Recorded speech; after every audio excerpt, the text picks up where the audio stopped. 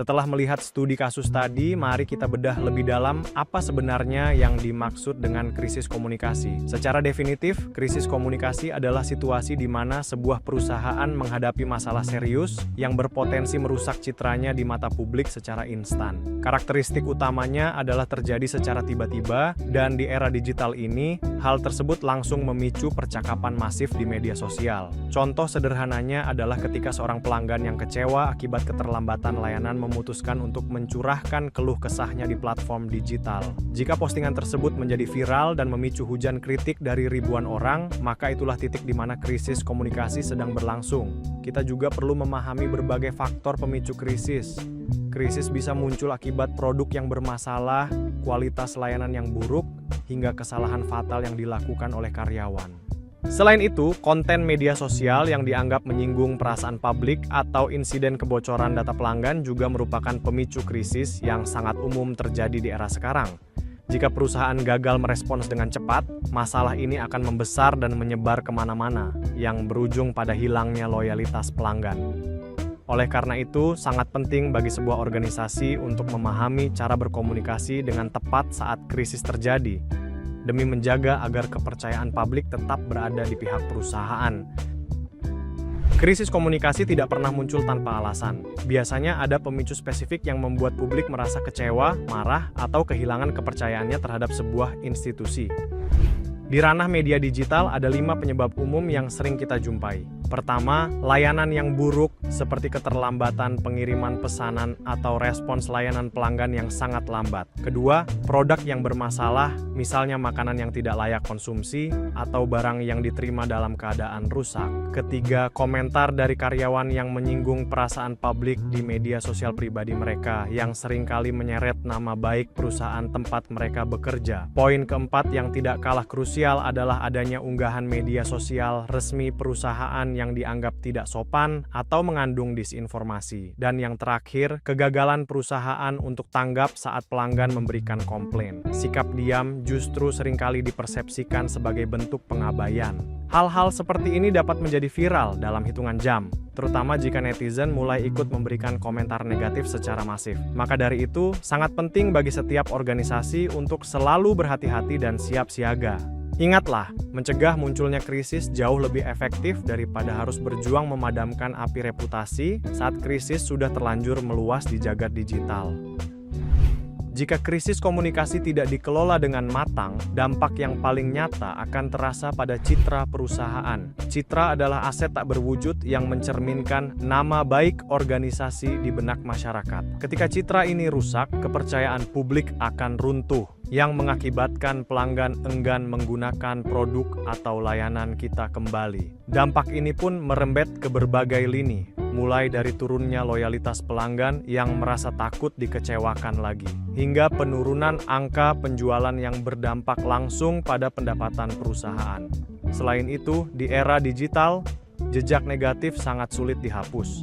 Nama perusahaan bisa tercoreng di mesin pencari seperti Google atau portal berita daring.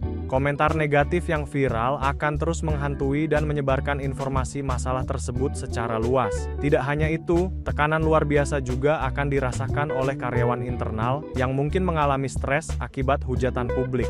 Sebagai gambaran, bayangkan sebuah restoran yang dilaporkan menggunakan bahan tidak bersih. Seketika pelanggan bisa membatalkan pesanan bahkan melakukan boikot. Meskipun permintaan maaf telah disampaikan, diperlukan waktu yang sangat lama untuk memulihkan kepercayaan tersebut. Itulah mengapa menjaga citra melalui respon yang cepat dan tepat adalah kunci vital selama krisis berlangsung.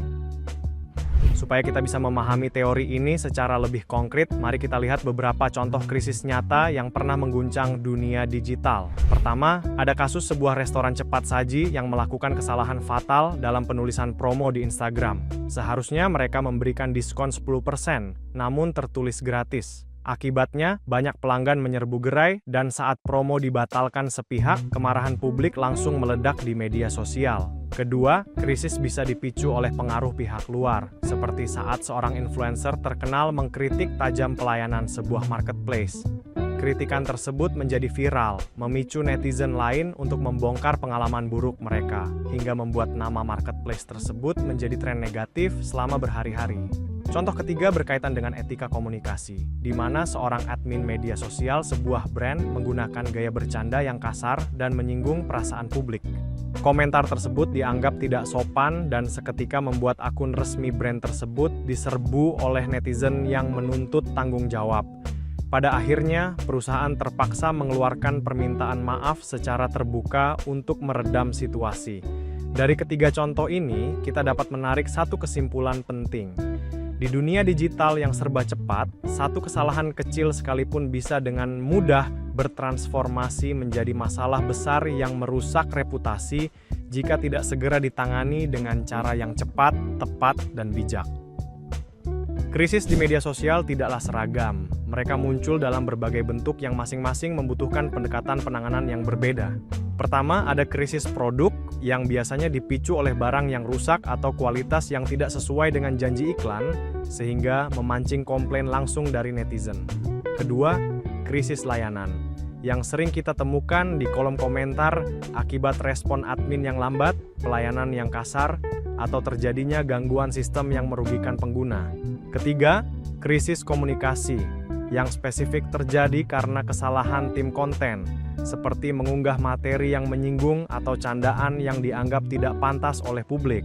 Selain itu, kita juga harus mewaspadai krisis data, di mana kebocoran informasi pribadi pelanggan dapat menimbulkan rasa takut dan kemarahan masif. Terakhir, ada krisis reputasi, di mana isu lama atau komentar buruk dari mantan karyawan kembali diungkit oleh netizen ke permukaan. Sebagai contoh nyata, pernah ada brand sepatu lokal yang dikritik tajam karena produk aslinya sangat berbeda jauh dari foto di e-commerce. Akibatnya, banyak pengikut yang melakukan unfollow dan memberikan rating buruk hingga brand tersebut terpaksa meminta maaf dan memberikan ganti rugi. Memahami tipe krisis yang sedang dihadapi adalah langkah krusial bagi perusahaan agar dapat merumuskan respon yang paling tepat dan cepat.